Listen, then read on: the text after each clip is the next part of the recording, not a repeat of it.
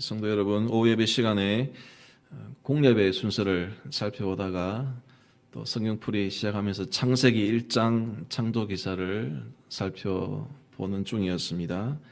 아직 공예배 순서도 마무리가 안 됐고 또 창세기 1장 강의도 마무리가 안 됐지만 오늘은 잠시 또 다른 주제로 교회 교육에 대한 말씀을 드리고자 합니다. 마침 오늘 교회 교육위원회가 있는 날이기도 하고 또 주일마다 수고하시는 교사들에게 또 격려하는 메시지가 필요한 때라 하는 생각이 듭니다. 오늘 전하고자 하는 내용은 교회학교 교사들만을 대상으로 준비한 내용은 아닙니다. 교회 교육에 대한 저의 목회 방향을 말씀드리고자 하는데 모든 성도들이 함께 귀를 담아서 듣고 또 공감대를 가지는 교회가 되기를 바랍니다. 그래서 또 교회 교육에 직간접적으로 또 참여해 주시고 교회 학교를 위해서 기도해 주시는 그런 계기가 되었으면 좋겠습니다. 제가 목회 방향을 말씀드린다고 해서 처음 들어보는 새로운 내용을 최초로 공개하는 것은 아닙니다. 그동안 설교를 통해서 전했던 내용들 위에 또 공예배와 접목해서 교회 교육의 실천적인 내용을 제시하고자 합니다. 먼저 하나님께 감사드리고 싶은 것은 우리 대학교에 교회 학교가 운영될 수 있게 해주심에 감사를 드리고 싶습니다. 우리 가까이 있는 교회들 보셔도 우리 교회와 재정이나 재직이 비슷한데 주일학교 없는 교회가 있습니다. 그만큼 지금 아이들이 없는 시대가 되었습니다. 아이들이 없으니까 교사로 섬기고 싶어도 섬길 수 없는 그런 안타까운 상황에 있습니다. 그런 상황에서 우리 대학교에 많지는 않지만은 우리 아이들, 학생들 보내주셔서 초등부 또 중고등부 모임 할 수 있도록 해주시고 또 이 일에 수고하는 교사들 세워주심에 이 자체로 감사하지 않을 수가 없습니다. 이 교회학교 교속이 지속되고 또 다음 세대로 이어질 수 있도록 계속 관심 가지고 기도해 주시기를 바랍니다. 본론으로 들어가서 교회학교 교육의 현 상황이 어떤지 잠시 짚어보고자 합니다. 한국교회 이 주일학교의 모습은 그 명칭에 잘 드러나 있다고 생각합니다. 주일학교를 영어로 하면 Sunday School이지 않습니까? 이 Sunday School 하는 이 명칭은 미국 또 캐나다 선교사들이 한국교회 선교를 시작하면서 자국 교회 교육 시스템을 그대로 한국에 정착시키면서 붙여진 것입니다. 썬데이라는 단어가 기독교적이지 않은 용어인데 우리말로 번역할 때는 주일학교 이렇게 좋은 번역으로 이름이 명칭되었습니다. 그런데 주일학교 하는 명칭 이것도 어감상으로는 교회 가는 주일 하루만 운영하는 학교다 이렇게 또 들릴 수 있기 때문에 최근에는 교단에서 교회 학교 이렇게 공식 명칭을 바꿨습니다. 주일 하루만 하는 교육이 아니라 교회에서 가르치는 신앙교육 전반을 포괄하는 그런 의미를 가지고 있습니다. 주일학교에서 교회학교로 명칭은 바뀌어졌지만 여전히 우리 한국교회는 그 선교사님들이 정착시킨 이 썬데이 스쿨 시스템을 그대로 가지고 있습니다. 우리 교회도 예가 아니지요. 주일 오전 공예배 드리기 전에 유초등부, 중고등 모임을 가지고 시간을 먼저 갖습니다.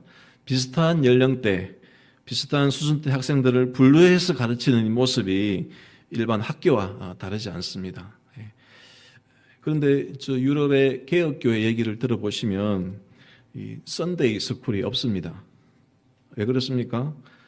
자녀의 신앙 교육은 가정에서 부모에게 주어진 의무로 이해하기 때문에 직접 가르치기 때문에 주일에 따로 아이들을 불러가지고 나이별로 학년별로 분류해서 가르칠 필요성을 못 느끼는 것입니다. 주일에는 당연히 부모님 손잡고 와서 공예배에 함께 참여해서 가는 것 이게 기독교 국가 전통으로 그대로 내려오고 있습니다.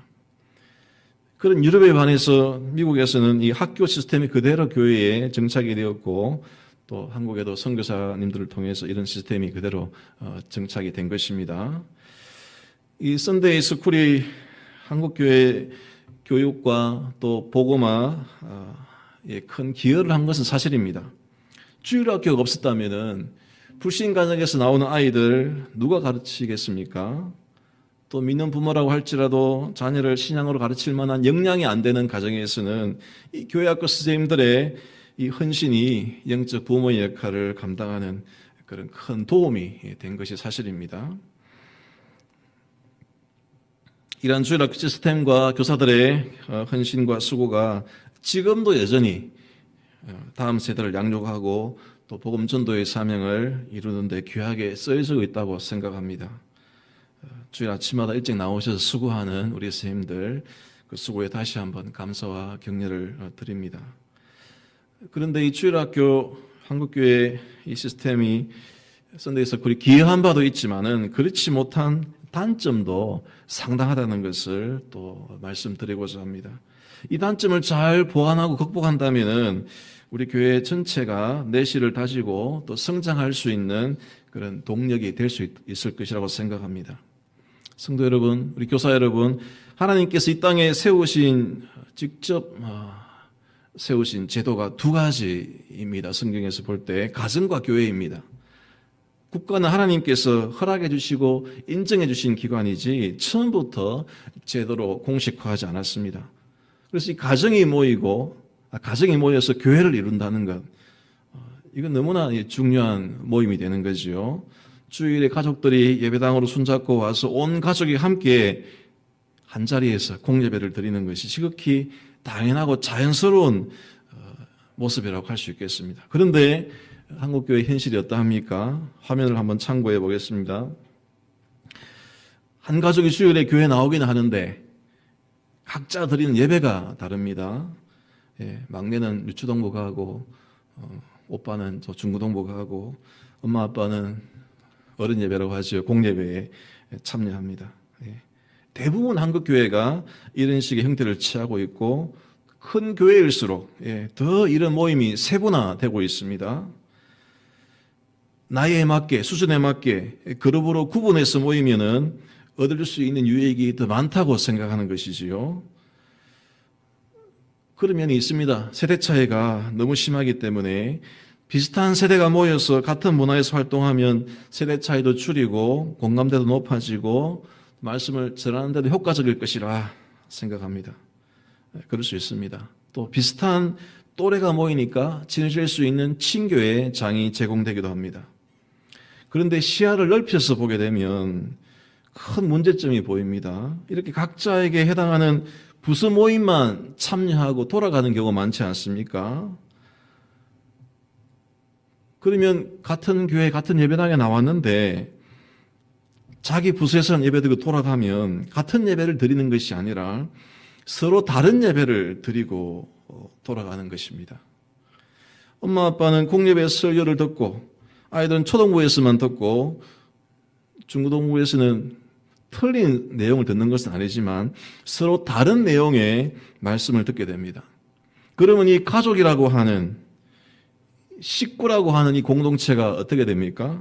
여러분 식구라는 말이 한 식탁에서 같은 식탁에서 밥을 먹고 반찬을 먹기 때문에 식구라고 하지 않습니까? 한 식구로서의 정체성을 가지는 것이 같은 밥을 먹는 것이고 영적으로는 하나님 말씀을 같이 먹어야 되는 것인데 이런 식으로 따로 예배를 드리면은 한 식구가 아닌 셈이 됩니다.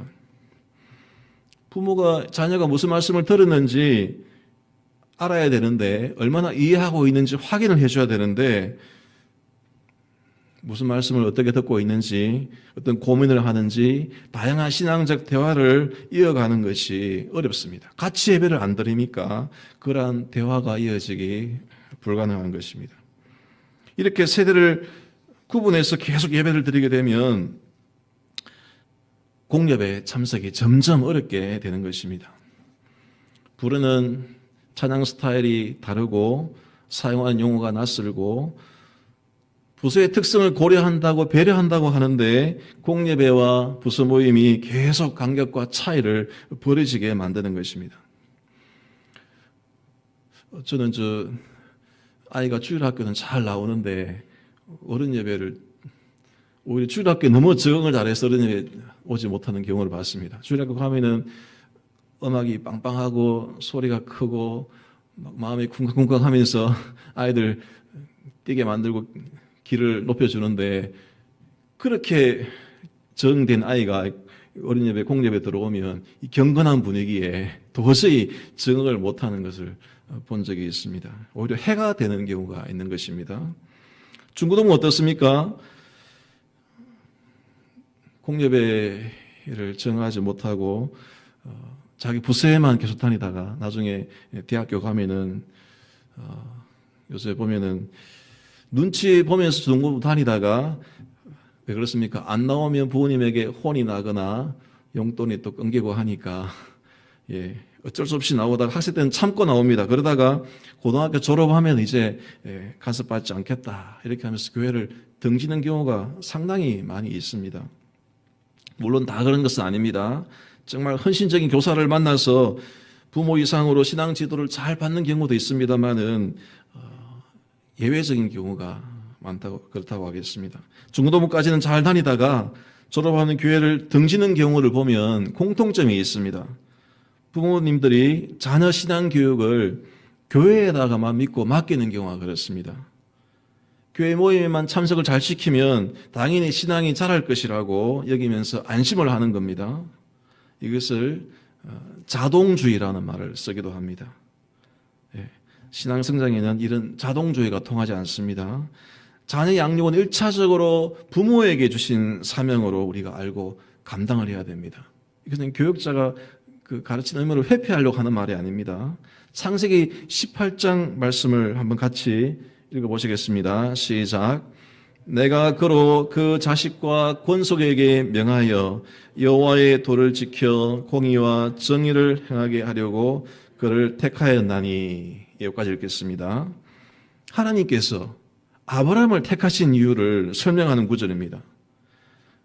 아브라함 믿음의 조상을 택하셨는데 그 이유가 목적이 내가 그로 아브라함으로 하여금 그 자식과 권속에게 명해서 여호와의 도를 지켜 공의와 정의를 행하게 하려고 아브라함을 택했다 하십니다.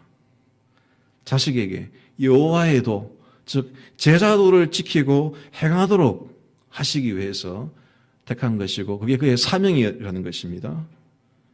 어떤 분은 이것을 가리켜서 구약의 지상명령이라고 설명을 합니다. 예수님이 명하신 신약의 지상명령 알고 계시죠? 너희는 가서 모든 족속을 제자로 삼아 하신 이 말씀, 이 선교 명령을 한국교회가 중요시 여기면서 실천해 왔습니다. 그런데 멀리 가서 선교하는 것, 이거 중요하지만은 여기에 신경을 많이 썼는데 에너지를 투자했는데 정작 중요한 이 아브라함에게 말씀하셨던 자기 집안의 자녀를 그리스도의 제자로 삼는 일에 이 일에 소홀히 했다 하는 그 반성을 지금에서야 많이들 하고 있는 것입니다. 성도 여러분, 우리 중고등부 사역이 일하시는 분들 들어보면 중고등부가 그 미전도 족속에게 복음 전하는 것보다 어렵다 이런 얘기를 들어본 적이 있습니다. 이 일을 교사들의 헌신만으로 또 부모님의 관심만으로 되는 것이 아닙니다. 온 교회가 함께 정말 미전도 족속이라고 생각하고 관심을 가질 수 있는 그런 염려와 또 기도하면서 이 사명을 함께 우리가 참여하는 게 중요하겠습니다. 그러기 위해서 제안을 하고 싶습니다. 우리 교회학교 학생들이 함께 이 주일 공예배에 참석해 나가는 훈련을 해 나갔으면 좋겠습니다. 당장 일률적으로 하자는 것이 아니라 기회가 되는 대로 지금 주일 아침에 우리 아이들 예배 드리고 있는데 조금씩 훈련을 해 나가고 있습니다. 이런 식으로 공예배 참석을 중요시 여기도록 분위기를 만들어 보자는 것입니다. 성도 여러분, 어린 아이들로부터 작년에까지 교회 구성원들이 모두 공예배에 참여해야 되는 것은 참여하기를 바라는 것은 저만의 바람이 아니라 이게 우리 교단 헌법에 법으로 규정되어 있는 바입니다. 제가 헌법을 3권 책 가지고 있는데 한번 보시면은 화면 준비 안 됐습니까? 지난 30년간 교회 헌법이 한 3번 바뀌었는데 다 가지고 있습니다. 주일학교 예배 규정에 대한 내용을 보시면은 92년도 헌법에 이렇게 나옵니다. 우리 34조 1항 한번 같이 읽어보실까요? 시작. 한 가족이 하나님의 집에 모여 예배하는 것이 마땅한 일이나 유년 예배를 따로 드리게 되었을 경우 반드시 당의원이 출석하여야 한다. 예, 이 규정에 따라 그 지도 장로님을 올해부터 정하게 되었습니다. 그러니까 유년부 예배는 이때 이제부터 허용을 해줬습니다. 자체 예배를. 그렇지만 뭐라고 합니까? 중등부 학생 이상은 반드시 일반 공식 예배에 참여해야 된다. 중고등부 예배 따로 하지 말고 유년부는 허락하지만은 전체 공식 예배에 참석해야 된다. 이렇게 규정을 했습니다. 그런데 20년이 지나가지고 2021년도 한번 보겠습니다. 여기 보시면 이제 초등부 허용돼 있었죠. SFC 중고등부 예배를 이제 허용해 줍니다. 그렇지만 35조 2항이 뭐라고 되어 있습니까? 읽어보겠습니다. 시작.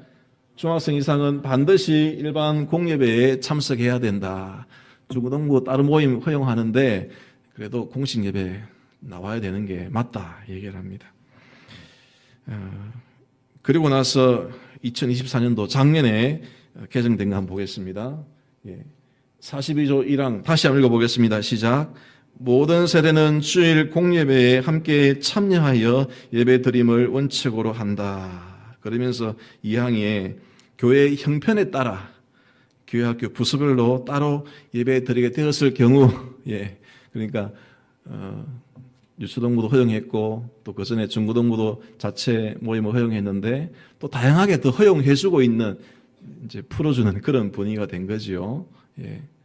교회 여러 가지 현실이나 요구 사항을 반영한 것이라 볼 수 있겠습니다. 그런데 방금 읽었듯이 뭐라고 합니까? 주일 공예배에 함께 참여 예배드림을 원칙으로 한다. 이거는 변치 않았습니다. 부수별 예배가 점점 확대해서 허용되는 추세를 보이지만 여전히 모든 세대는 주일 공예배 참석을 원칙으로 하고 있습니다. 한번 정리해 보면은 명칭은 주일학교에서 교회학교 바뀌었습니다. 그러면 자체 예배는 점점 허용해 나가는 걸 볼 수가 있습니다. 그렇다고 해서 허용한다고 해서 그것을 권장하는 것은 아닙니다. 대원칙은 한 번도 바뀌지 않았습니다. 한 가족이 하나님 집에 모여서 예배하는 것이 마땅한 일이다. 공예배 드리는 것이 대원칙이라고 규정하고 있습니다. 작년에 금요 경건 모임 시간에 경건 서적을 다뤄본 적이 있었는데 그때 마이클 호튼 목사님이 쓴 글 중에 이런 글귀가 있습니다. 제가 읽어드리겠습니다. 사탄은 교회 안에서 세대 간의 틈을 벌려놓으려고 애를 씁니다. 서로의 간격을 넓혀서 부모가 자녀에게 신앙의 바톤을, 신앙의 유산을 넘겨주지 못하도록 방해를 합니다.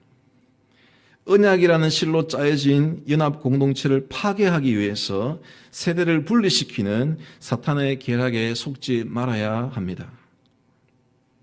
좀 과하게 들릴 수 있는 표현이지만 이 공예배를 소홀히 하는 현대교회의 문제점들을 정확히 짚어낸 것으로 보입니다. 성도 여러분, 교사 여러분, 교회 학교에서 이 부서별로 모이는 것은 분명히 장점이 있다고 했습니다. 믿지 않는 가정에서 나오는 아이들, 교사들이 그들의 영적 부모가 되어줄 수가 있고 또 아이들이 서로 또래에서 교제하는 장을 제공해 줍니다. 그러나 이 부서 모임만으로는 예배를 대체할 수 없다는 것을 분명히 아시면 좋겠습니다. 예배의 참석을 통해서만 경험할 수 있는 신앙적인 유익이 있습니다. 아이들 입장에서는 예배에 참석하는 것이 신나지 않을 수 있습니다. 그러나 이 공예배 참여를 통해서 예배 순서마다 의미를 가지고 예전이 진행되면서 이 참석을 통해서만, 예전을 통해서만 배울 수 있는 것들이 있습니다. 이것은 교사가 말로는 가르칠 수 없는 그런 것들입니다. 그래서 우리 초등부에서도 또 중고등부에서도 우리 자녀들과 함께, 학생들과 함께 공예배에 참석하는 이 훈련에 좀 힘을 써주시면 좋겠습니다. 예배는 하나님과 교제하는 시간이기도 하지만은 동시에 경건 훈련의 장입니다. 그 순서의 의미를 다 몰라도 예전의 의미를 다 이해하지 못해도 참여하는 그 자체로 우리의 영혼이 하나님을 경험하고 배우고 자라게 됩니다. 제가 여러 번 그 장례식 참석을 예로 든 적이 있습니다. 집안에 할아버지가 돌아가시면 아이들 장례식에 데려가지 않습니까? 그 아이들이 뭐 장례 절차도 잘 모르고 입관식이 뭔지 하관식이 뭔지 뜻도 모르고 그렇지만 학교 조퇴시키고 데리고 장례식에 참여시킵니다. 가서 그들이 진행되는 것을 보면서 장례의 의미를 생각하게 됩니다. 인생의 이별도 진지하게 실감해 보게 되고 또 죽음이 무엇인지 또 고민해 보게 되고 장례식 예전에 참여하면서 삶의 깊은 문제들을 경험적으로 배우면서 성장하게 되는 것입니다. 이 어린아이들이 공예배에 참석하는 것도 이와 같습니다. 예배 순서를 다 몰라도 유치부 아이들이 앉아서 그림을 그리며 뭐 앉아만 있을 수도 있어도 그들이 귀로 듣는 찬송 소리, 기도 소리, 신앙 고백하는 소리를 들으면서 삼위 하나님의 임재를 영혼으로 느끼게 되는 것입니다. 이것보다 더 큰 영적 경험이 없는 것입니다. 그래서 공예배 아이들 참석할 때 잘 적응하지 못할 수 있습니다만은 시끄러울 수도 있습니다. 그렇다고 너무 눈치 주지 마시고 아이들을 우리가 믿음으로 양육한다 하는 마음으로 너그럽게 봐주시기를 바랍니다. 성도 여러분, 우리 교회는 그리스도의 몸이라고 하지 않습니까? 교회가 그리스도의 몸이다 하는 의미를 가장 잘 표현한 그림을 제가 보여드리겠습니다. 예수님은 교회의 머리가 되시고 우리는 그분의 몸에 붙어있는 지체입니다. 제가 이거 찾아내려고 한 1시간 제가 옛날에 초등부 설교했던 거 제가 뒤졌습니다. 여러분 에베소 6장 14절 같이 읽어보겠습니다. 시작. 그에게서 온몸이 각 마디를 통하여 도움을 받음으로 연결되고 결합되어 각 지체의 분량대로 역사하여 그 몸을 자라게 하며 사랑 안에서 스스로 세우느니라. 아멘. 자, 여러분, 그리고 다음 우리 자라는 세대들, 우리 자녀들 모두 한 몸으로 연결되어 있습니다. 한 몸 공동체입니다. 그러면 우리가 서로 영향을 주고 함께 영향을 받으면서 자라가야 하는 공동체이기 때문에 영적 양식을 함께 먹고 자라가기 위해서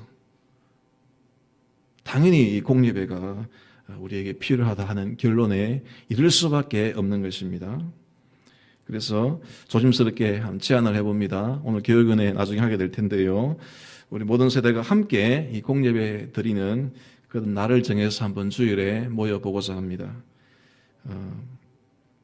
5월에 한마음 운동회 계획을 하고 있습니다. 그래서 오전에 부서 모임은 자유롭게 하시고 오전 예배에 모든 부서가 함께 참여해서 예배 드리는 같이 온 세대 예배를 한번 진행해 보고자 합니다. 함께 예배 드리고 또 오후에는 한마음 운동회로 친교의 시간을 가지면 좋지 않을까 생각을 합니다. 성도 여러분, 당장에 우리 어린 아이들 전부가 다 공예배에 참여하는 것은 어렵겠지만은 우리가 언약 공동체이고 한몸 공동체이라고 생각하면 예배로 함께 모이는 것이 가장 기본이다 하는 기억하시고 이 공예배를 통해 모든 세대가 함께 믿음의 성장을 이루는 교회가 되기를 간절히 바랍니다. 찬송 우리를 사용하소서 찬송 드리며 헌금 드리겠습니다.